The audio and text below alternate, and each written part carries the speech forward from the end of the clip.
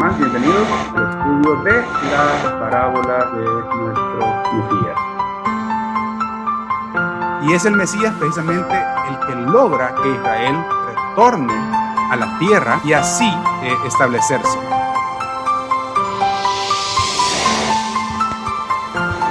Exacto, a eso se refiere con un manantial. Un manantial de agua es precisamente donde nace el agua. Israel tiene esa vertiente de agua. ¿Okay? Y sigue fluyendo, y sigue fluyendo, y sigue fluyendo. Bueno, una vez más, bienvenidos al estudio de las parábolas de nuestro Mesías. Hemos nombrado este estudio comprendiendo las parábolas de Yeshua porque una de las cosas que a veces no entendemos es precisamente cómo son las parábolas, y vamos a tratar de ir explicando de mejor manera qué es lo que significa. Tal vez no vamos a verlas todas, pero sí vamos a ver algunos ejemplos. La idea principal no es explicar las parábolas, sino más bien entender de qué se trata y darles las herramientas para que ustedes puedan interpretarlas de mejor manera.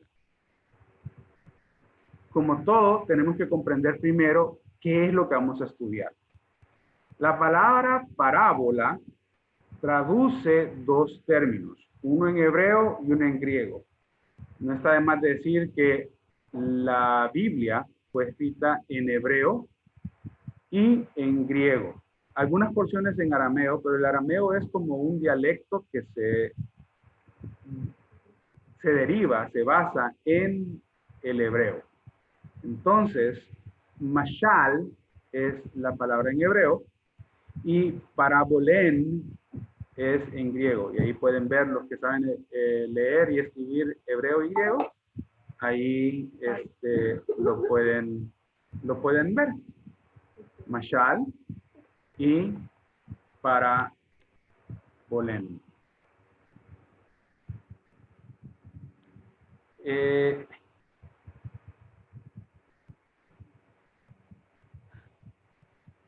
En esta lección, una de las cosas que quiero que entendamos es qué es o cómo es traducida esta palabra mashal en el Antiguo Testamento. Es traducida como proverbio, adivinanza, anécdota, fábula y enunciado profético y parábola. Ustedes me podrán decir, pero ¿y por qué tiene tantas traducciones? Muchas veces nosotros no entendemos que una palabra puede tener varias connotaciones. Una connotación significa que en algunos contextos la palabra va a significar proverbio, en otros va a significar adivinanza y en otros anécdota y así sucesivamente. El día de hoy nos vamos a concentrar en la palabra mashal como proverbio. Y yo voy a pedir que estén participando en algún momento para poder leer algunas citas bíblicas donde la palabra mashal está escrita y también algunos ejemplos de un mashal. ¿Alguna pregunta hasta ahí? ¿Nadie? Vamos bien. Bien. Ok. ¿Seguros? A ver, ¿qué significa mashal? ¿O cómo se traduce mashal? Parábola. Parábola. Sí. O anécdota o adivinanza también. Anécdota, adivinanza. Muy bien, están poniendo atención, así me gusta. Una chepe enfrente también, pero... No, yo lo voy anotando, Sí, y decía que es en hebreo, la palabra mashal es en hebreo. Y también lo vimos en griego, que ese sí no recuerdo bien. Parábolen. Parábola, ajá. Parábolen. Ok. Disclaimer, aclaración. No hablo hebreo, no hablo griego. pero sí utilizo herramientas que tenemos disponibles para poder estudiar. ¿Ok? Una de ellas es la concordancia Strong, es un poco limitada, pero para un principiante como nosotros es bastante útil. Ok. Vamos entonces con el primer ejemplo del día de hoy, utilizada como un proverbio. ¿Qué es un proverbio? Un proverbio es un dicho conciso de uso frecuente y común que expresa un precepto o verdad práctica. Entonces, es simplemente cuando decimos algo que es una sabiduría práctica común. A ver, ¿quién me puede dar un ejemplo de un proverbio o un dicho hondureño de sabiduría común? Como el que madruga, Dios le ayuda. Muy bien, al que madruga Dios le ayuda. Pero como yo soy tan buena gente, yo quiero que Dios ayude a otros, entonces yo no madrugo. Eso está mal utilizado, pero sí. El que madruga Dios le ayuda. Muy buen ejemplo de un dicho común de sabiduría práctica. ¿Alguien más que quiera decir algún proverbio o algún dicho así que nos da? Camarón que se duerme.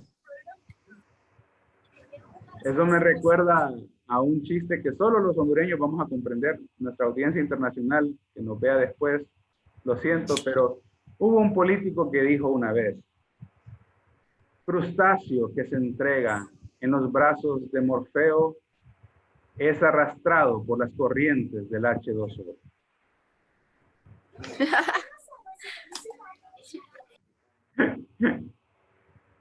Entonces el camarón que se duerme se le lleva la corriente. Muy bien, y eso es un mashal, un proverbio. Vamos a ir a primero. Noten que digo primero porque es un libro. Tenemos la mala costumbre de decir primera, pero es primero. Primero de Samuel 10, 9 al 12. Cuando es en el Nuevo Testamento sí decimos primera porque son cartas. Entonces ahí sí se vale decir primera, y segunda y tercera, de hecho. Que ahí. Entonces, vamos a primero de Samuel, capítulo 10, versículos 9 al 12. ¿Quién quiere leerlo, por favor? Dice, mientras Saúl se daba vuelta para irse, Dios le dio un nuevo corazón y todas las señales de Samuel se cumplieron en ese día. Cuando Saúl y su siervo llegaron a Gibeá, vieron a un grupo de profetas que se les acercaba. Entonces el Espíritu de Dios vino poderosamente sobre Saúl y él también comenzó a profetizar. Cuando los que conocían a Saúl se enteraron de lo sucedido, exclamaron: ¿qué? ¿Hasta Saúl es profeta? ¿Cómo se convirtió el hijo de Cis en profeta? Además, uno de los que estaban ahí dijo: cualquiera puede convertirse en profeta sin importar quién sea su padre. Este es el origen del dicho: ¿hasta Saúl es profeta? Okay. Entonces, ahí vemos una situación en que están platicando y dicen, bueno, ¿y aquí qué pasó? Están gente profetizando que no debían profetizar, pero lo que nos concierne a nosotros es más el versículo 12. Alguien que vivía ahí replicó: ¿y quién es el responsable de ellos? Por cierto, literalmente dice quién es el padre de ellos.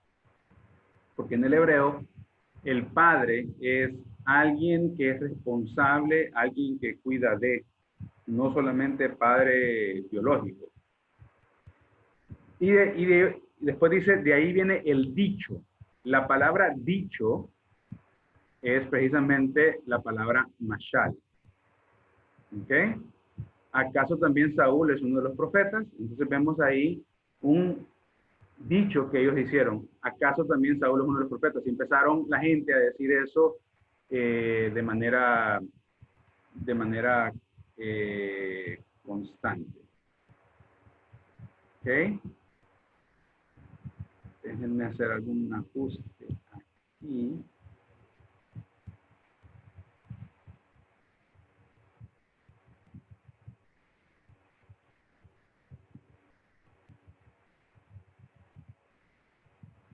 Y vamos a otro ejemplo. Quedó claro, ¿verdad? Cómo fue utilizada la palabra mashal ahí, ¿verdad? Es un dicho. Es traducido como dicho. Luego tenemos 1 de Samuel 24, 5 al 13. Estos son ejemplos de cómo es utilizada la palabra. ¿Alguien que quiera leerlo? Lo leo. Por 1 favor. Samuel 24, del 5 al 13. 1 Samuel 24. Primer libro de Samuel, o sea, 1 de Samuel 24. Primero. Me gustó esa explicación primero, porque es libro. Primer libro de Samuel 24, del 5 al 13. Ok, aquí lo tengo. Dice, pero después de hacerlo, le remordió la conciencia y les dijo a sus hombres, el Señor me libre de alzar mi mano contra mi Señor el Rey. Si Él es el Rey, es porque el Señor lo ha escogido. De este modo, refrenó David a sus hombres y no les permitió atacar a Saúl, el cual salió de la cueva y siguió su camino. Pero enseguida, David salió de la cueva tras él y le gritó, Majestad, Majestad. Saúl miró hacia atrás y David, inclinándose hasta el suelo en señal de reverencia, le dijo, ¿por qué hace caso su majestad a quienes le dicen que yo busco su mal? Su majestad ha podido comprobar que, aunque el Señor puso hoy a su majestad en mis manos, allá en la cueva, yo no quise matar a su majestad, sino que le perdoné la vida, pues me dije que si su majestad es rey, es porque el Señor lo ha escogido. Mire bien su majestad lo que tengo en la mano, es un pedazo de la capa de su majestad, a quien bien podría haber matado. Con eso puede darse cuenta su majestad de que no he pensado en hacerle daño, ni en traicionarlo, ni tampoco le he faltado. Sin embargo, su majestad me persigue para quitarme la vida. Que el Señor juzgue entre nosotros dos y me vengue de su majestad. Por lo que a mí toca, jamás levantaré mi mano contra su majestad. Un antiguo refrán dice, la maldad viene de los malvados. Por eso yo jamás levantaré mi mano contra su majestad. Muy bien, gracias Aristides. Una consulta, a ver, ¿quién notó cuál es el mashal y cuál es la palabra mashal? Donde dice refrán. Donde dice refrán, muy bien, esa es la palabra mashal. ¿Y cuál es el refrán? La maldad viene de los malvados. Muy bien, de los malos viene la maldad. Creo que fue Nelson, ¿verdad? Sí. Eso, Nelson. Entonces, como pueden ver, la palabra refrán es la palabra mashal y el refrán es de los malos viene la maldad. A veces los proverbios o los mashal o las parábolas pueden ser, como en este caso, de doble filo. ¿A qué me refiero con doble filo? Que aquí está el proverbio, el dicho, juzgando a quiénes son las dos personajes que está juzgando. Vamos a ver. Pensemos un poco.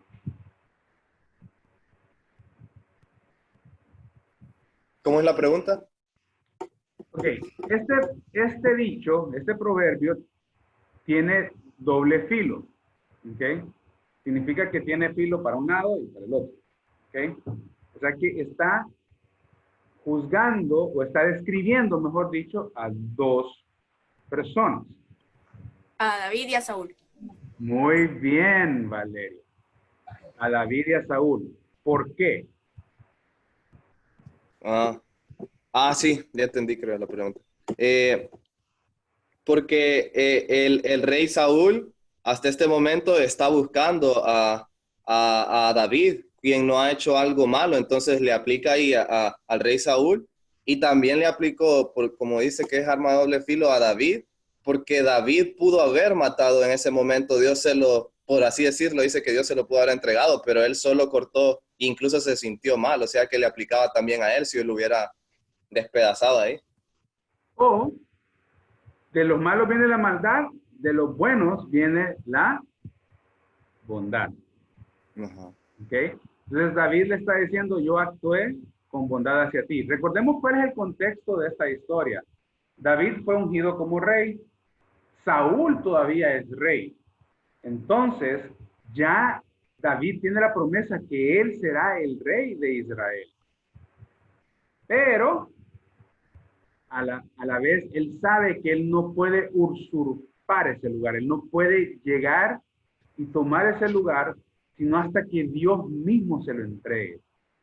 Y esa es una enseñanza aparte. Este es un bono. No se lo, esto no viene cobrado en el paquete que pagaron para ingresar. Pero, no hubo cobro. Nosotros a veces recibimos una promesa de Dios y creemos que solo porque Dios la prometió la vamos a, disculpen la luz esta palabra, a arrebatar y agarrarla porque es mía. No, o sea, si Dios te dio una promesa, Dios la va a cumplir, pero en el momento que Él ha decidido. No en el momento que nosotros creemos que es correcto. Bueno, y como les decía, David, siendo una persona que quiere seguir la bondad, actúa en bondad, no le quita la vida al rey Saúl, a pesar de que el rey Saúl sí ha tratado de matarlo en por lo menos 2 a 3 ocasiones, y él decide no hacerlo. ¿No le recuerda esto a algún versículo que dijo nuestro Mesías amado Yeshua? ¿Qué tal si vamos a Lucas capítulo 6, versículo 45?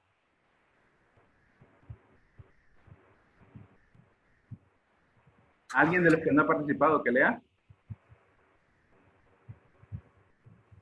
Lucas 6, 45. 45, sí. Dame un minuto. Dice, el buen hombre del buen tesoro de su corazón saca bien, y el mal hombre del mal tesoro de su corazón saca el mal, porque de la abundancia del corazón habla su boca. ¿Será que Yeshua había leído las palabras de David? Sí. Es el mismo principio.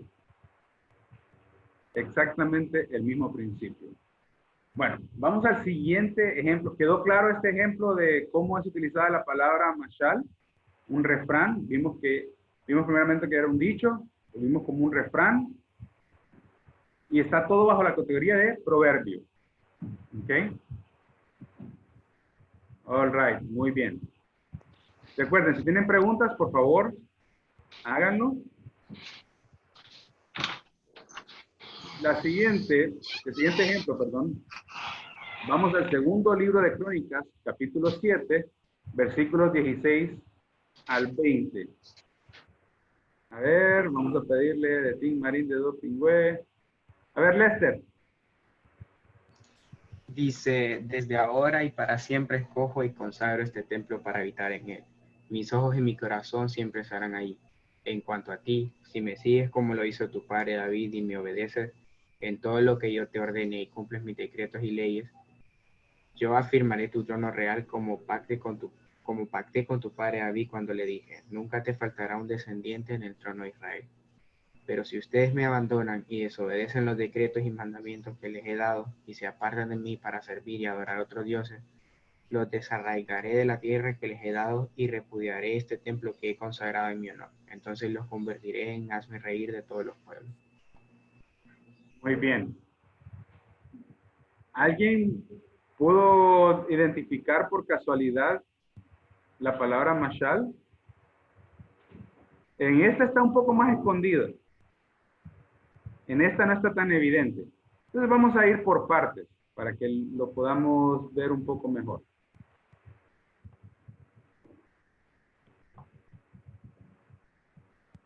¿Ok? Y déjenme, voy a hacer algo porque si quiero poder mostrarles.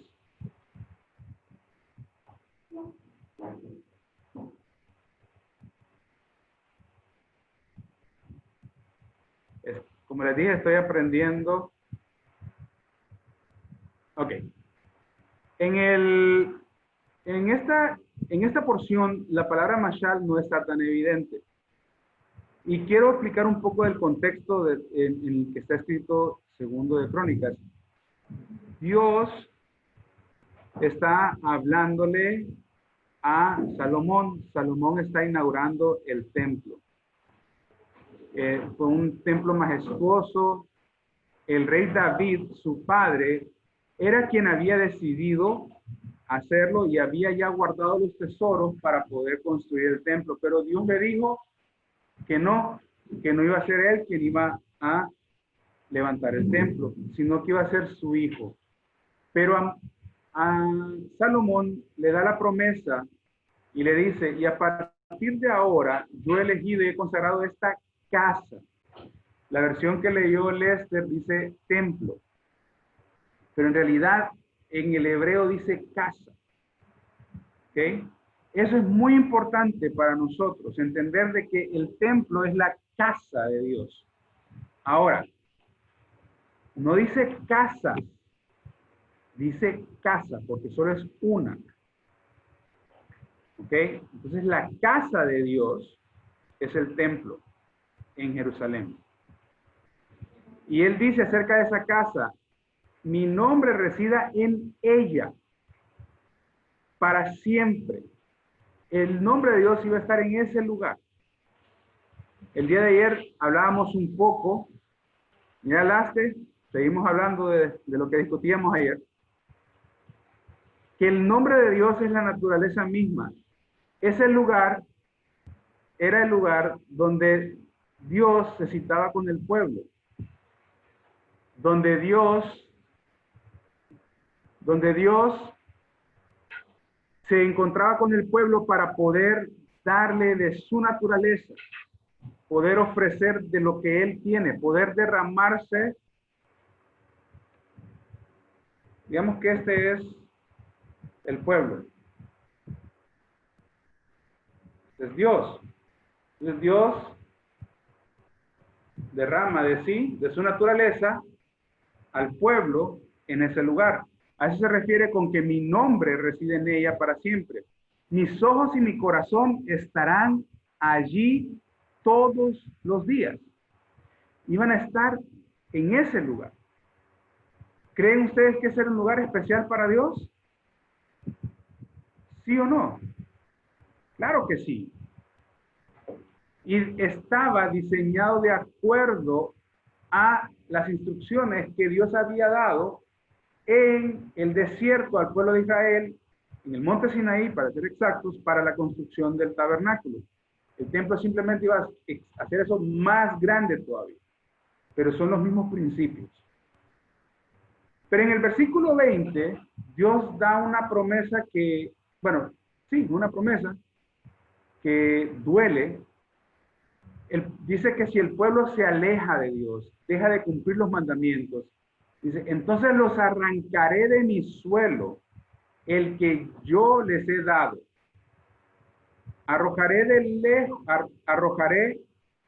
lejos de mi presencia esta casa que consagré a mi nombre.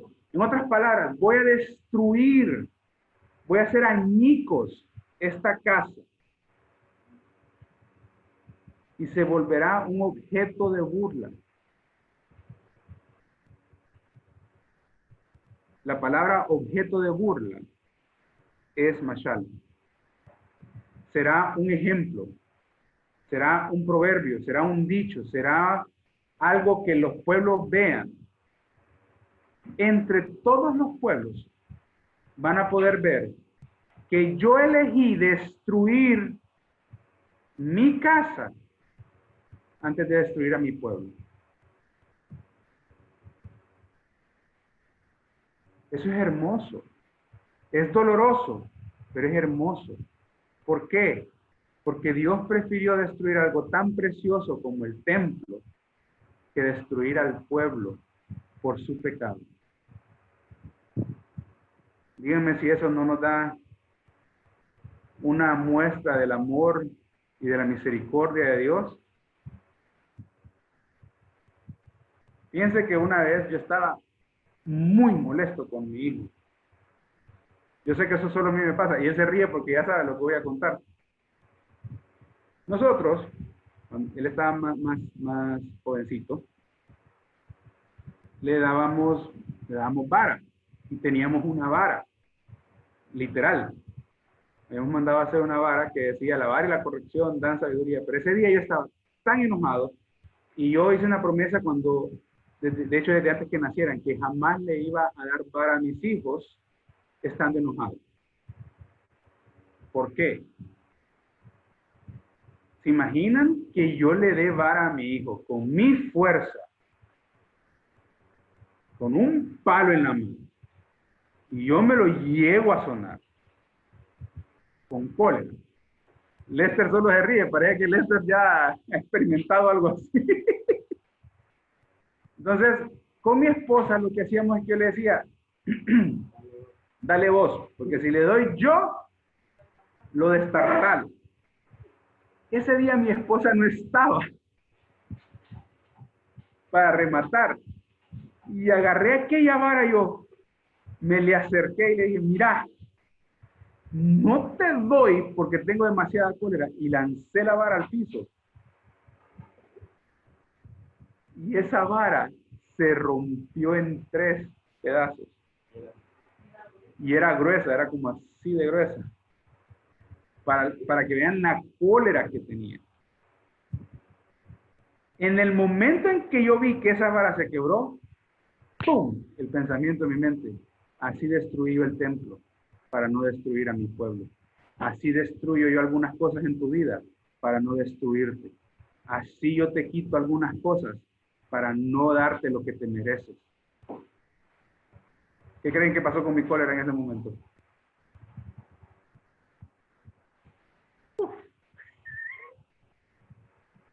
Desapareció.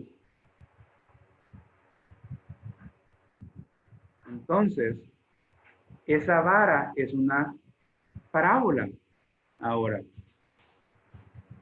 Es un ejemplo. El templo se convirtió en un objeto de burla entre las naciones para que el pueblo pudiese ver la misericordia de Dios y los demás pueblos dijeran, Dios es un Dios misericordioso porque prefirió destruir el templo que destruir a su pueblo. ¿Una pregunta hasta ese momento? No pueden preguntar acerca de Jonathan y de qué pasó en ese momento, ¿ok? Ok. Entonces vamos al siguiente ejemplo. El siguiente ejemplo también lo encontramos en el Antiguo Testamento y para mí es el que nos muestra el mejor ejemplo de lo que es una parábola. ¿Ok? Y es... Ay, ¿qué pasó aquí? Salmo 78, del 1 al 4. ¿Alguien quiere leerlo, por favor? Salmo 78, del 1 Yo lo leo. al 4. Ajá.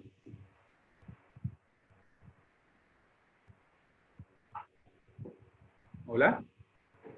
Sí, sí, lo estoy buscando. Salmo 78. Del 1 al 4. María José, ¿verdad? Sí. Ya te reconozco la voz.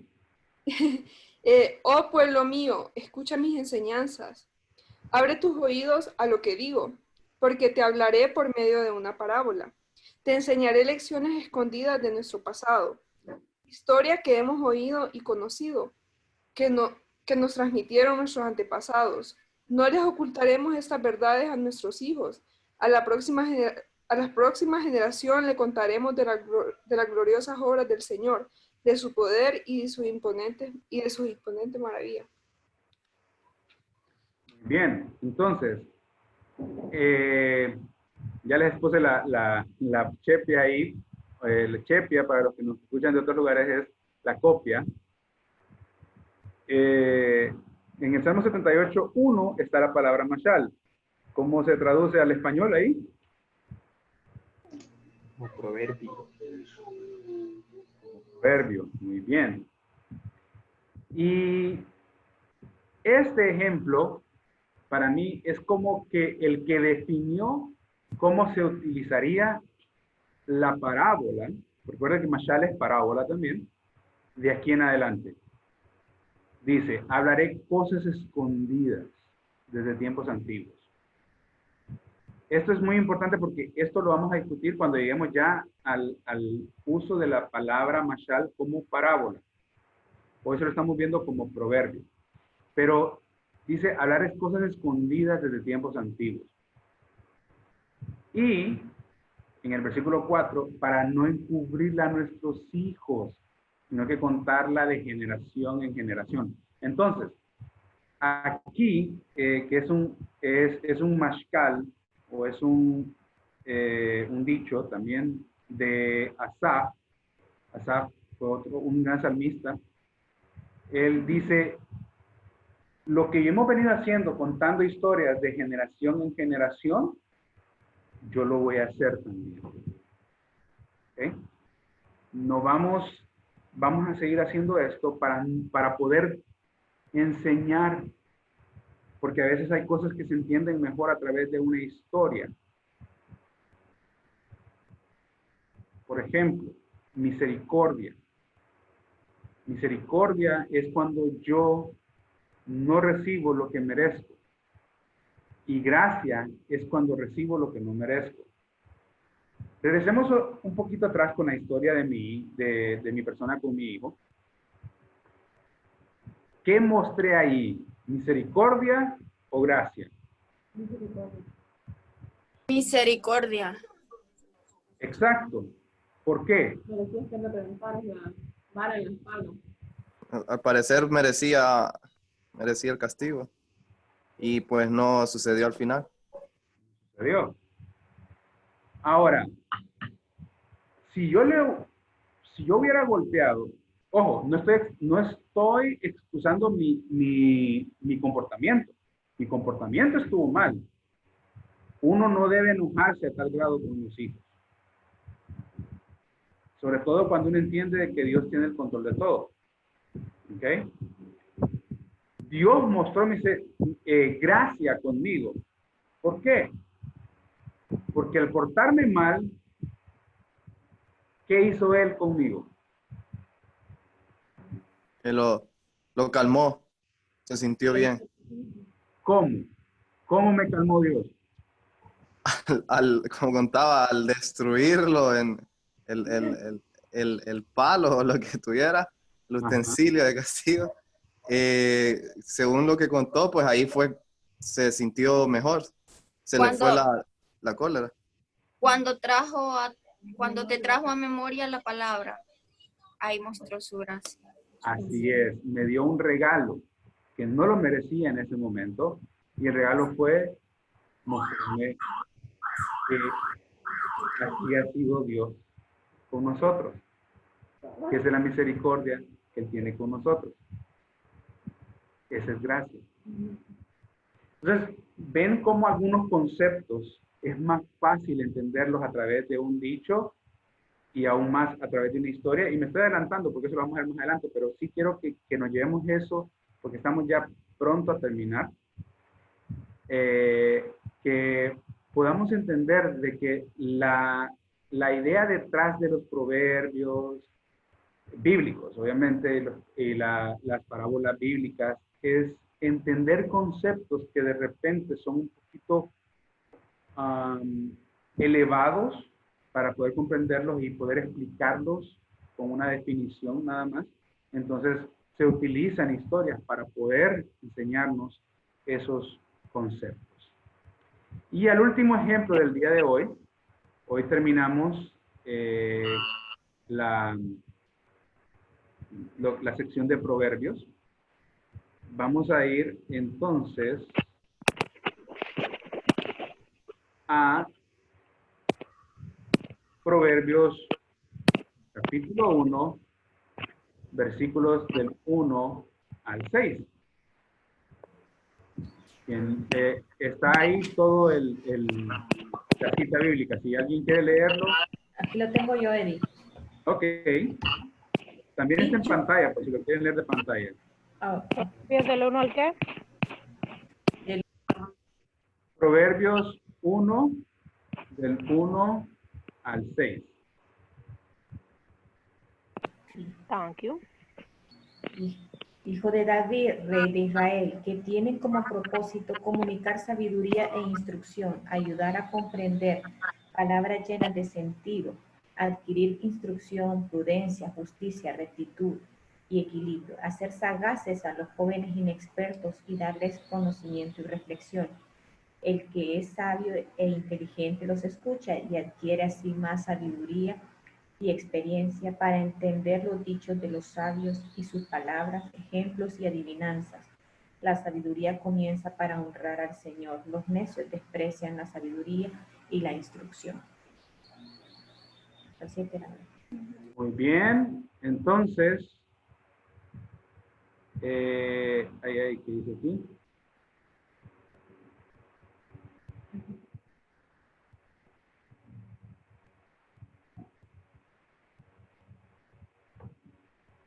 Una de las ideas y de los deseos que tengo en mi corazón al hacer este estudio de las parábolas es precisamente eso.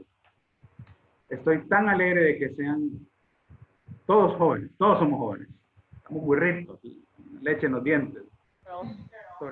Entonces, poder darnos sagacidad, que podamos conocer la razón del Eterno, poder ser prudentes. Miren, la prudencia es algo que a mí me ha costado desarrollar. Recibir consejo. O sea, primero, para poder dar un consejo, yo tengo que aprender a recibir consejos. Aumentar el saber y aumentar la cordura. Bueno, la cordura yo creo que todavía estoy trabajando en ello. Mi esposa, qué bueno que no están ahí, no está ahí para que la puedan ver. La cordura es algo que a veces cuesta. Es mi deseo y es mi anhelo de verdad que podamos guiarnos a través de las parábolas y aprender a guiar a otros a las verdades de nuestro Señor. Poder adquirir estos conceptos, aplicarlos a nuestra vida y poder enseñarle a otros a poder vivirlo. Quiero aclararles, no soy un experto, pero en el pueblo judío, en el pueblo de Israel, hay un concepto, y con esto voy a terminar la sesión, que dice que nosotros debemos aprender la Torá. Déjenme, voy a mostrarles algo.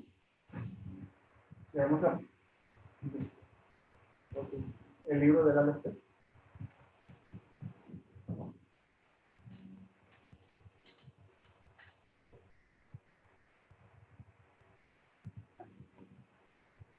Este es el alfabeto hebreo. ¿Ok?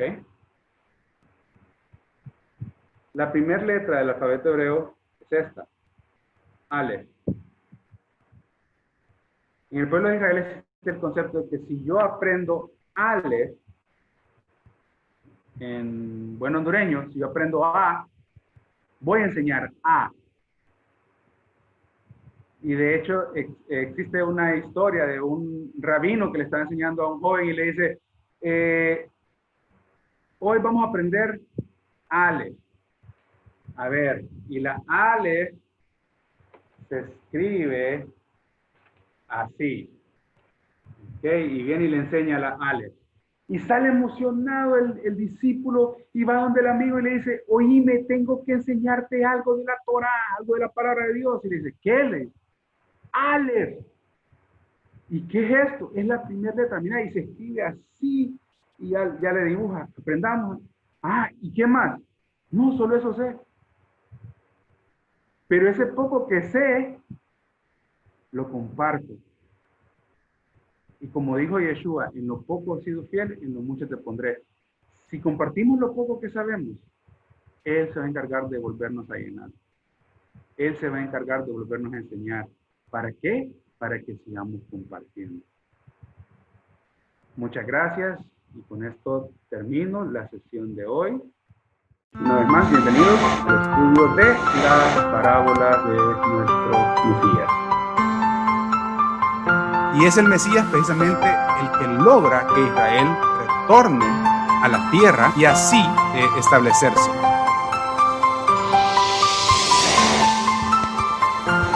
Exacto, a eso se refiere con un manantial de agua precisamente donde nace el agua. Israel tiene esa vertiente de agua, ¿ok? Y sigue fluyendo, y sigue fluyendo, y sigue fluyendo.